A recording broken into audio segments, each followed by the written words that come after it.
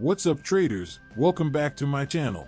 Today, I'll explore the types of good and bad market conditions and how you can make better decisions before placing a trade. So, let's dive in. Good market conditions. It's easier to predict movements when the market shows a clear upward or downward trend, which can lead to more predictable outcomes.